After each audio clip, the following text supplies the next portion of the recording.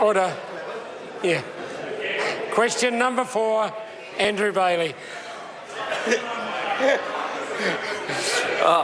Mr Speaker, my question is to the Minister of ACC and asks, what recent announcements has the government made regarding ACC levies? Mr Speaker. The Honourable Nikki Kay. Mr Speaker, yesterday I announced that the government is giving New Zealanders an early Christmas present, $450 million of ACC levy reductions. These levy reductions will be for businesses, workers and motor vehicle owners. There will be a reduction of an 11% for businesses, 4% for earners and a whopping reduction of 33% drop in motor vehicle levies.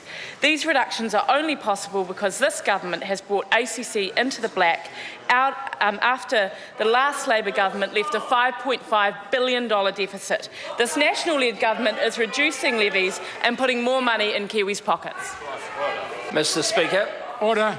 Supplementary question, Andrew Bailey. What does this announcement mean in terms of motor vehicle levies? Mr Speaker. The Honourable Nikki Kay. Motor vehicle levies will be slashed by an average of 1/3. I'm also very pleased to confirm that the average annual ACC licence fee for every single petrol car in the 4 bands will be under $90. Under this government, in 4 years, we've seen the average motor vehicle levy drop from $330 on average to $130 on average. That's about $200 a year saving.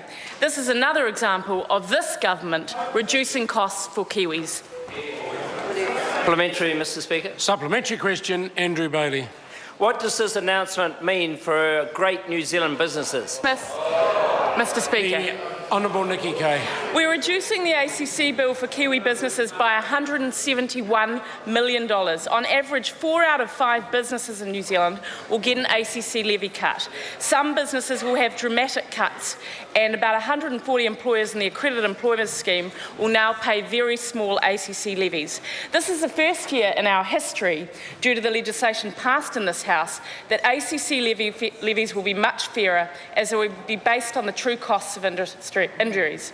The cuts will see some businesses get 1/3 off their levies. Alongside the big cuts for some businesses, we've now agreed to a long-term funding policy at the heart of which is fiscal responsibility, stability and certainty for New Zealand businesses. Supplementary question, Ian Lees-Galloway.